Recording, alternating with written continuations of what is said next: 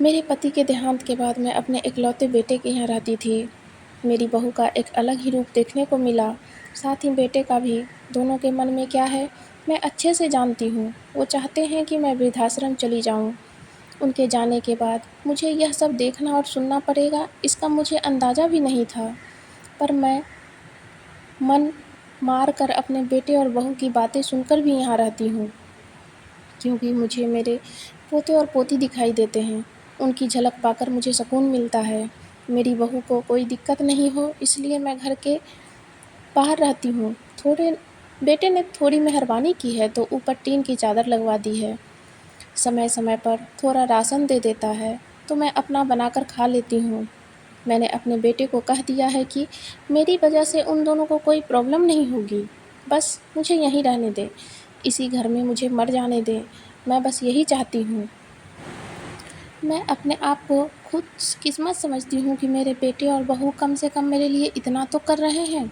मेरा बेटा सुबह 9 बजे नौकरी जाता है और बच्चे भी उसी समय स्कूल चले जाते हैं। फिर शाम को 6 बजे मेरा बेटा वापस आता है। बच्चे 3 बजे आते हैं। उन्हें आते जाते निकलते देख मुझे बड़ा सुकून मिलता है। मेरे पति के दोस्त थे, उनकी पत्नी का भी स्वर्गवास हो गया है। उस समय वो हमारे घर पर आया करते थे, उनसे हमारे अच्छे रिश्ते थे। उनका घर हमारे घर से थोड़ी दूर पर था। पैरों में समस्या हो गई थी, ठीक से चल भी नहीं पाते थे।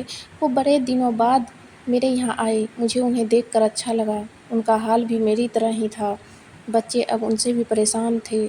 आकर मेरे पास अपना दुखड़ा रोते थे और उन दिनों को याद करते थे। बुढ़ापा हम जैसों को बहुत रुलाता है।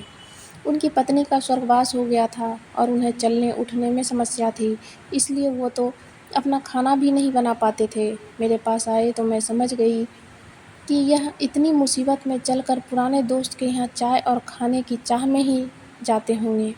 उनकी भी अपनी मजबूरी थी। वो आए तो मैंने उनके लिए खाना बनाया और उन्हें खिलाया। मना कर रहे थे नहीं खाना, लेकिन मुझे पता था कि उनको भूख लगी है। मेरी बहू ने मुझे और उन्हें खाना खाते देख लिया। वो कुछ भी ना बोली। ऐसे ही वो यहाँ 2-3 बार आए।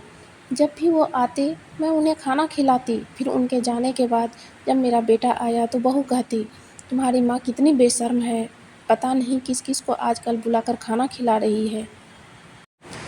बड़ी मुश्किल से कमाया जाता है और यह लुटाने में लगी हैं। इनका राशन बंद करो, कुछ दिन भूखी रहेगी तो अकल ठिकाने आएगी। मैंने कहा कि मैं अपने हिस्से का उन्हें खिलाती हूँ, तुम्हारे पिता के पुराने मित्र हैं।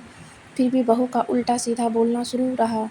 घर के बाहर रहकर इनको आज़ादी मिल गई है, पता नहीं क्या क्या करती हैं। बेटा भी बोला, कुछ दिन भूखा ही रहने दो इन्हें। मुझे मेरे बेटे ने घर के पीछे सीढ़ी के पास ले जाकर बैठा दिया। कहाँ कि अब यहीं बैठो। मेरे तो अब आंसू भी सूख गए थे। अगले दिन मुझे खाना नहीं मिला। मेरे टीन के उस छोटे से कमरे को बहू ने तोड़ दिया। एक दिन पूरा भूखा रहने के बाद मैंने सोचा कि मैं गलत कर रही हूँ। मुझे अब अपने बेटे के यहाँ नहीं रहना चाहिए और शायद गलती भी मेरी है। मेरी ही परवरिश में कोई कमी है, तभी तो यह परिणाम आया। अगली सुबह मैंने अपने बेटे को कहा कि मुझे वृद्धाश्रम छोड़ा। अब मैं तुम दोनों को ज़्यादा परेशान नहीं करना चाहती। बहू ने कहा कि एक दिन भूखी रही तो अकल ठिकाने आ गई ना। बेटे के चेहरे पर भी अजीब सी खुशी थी।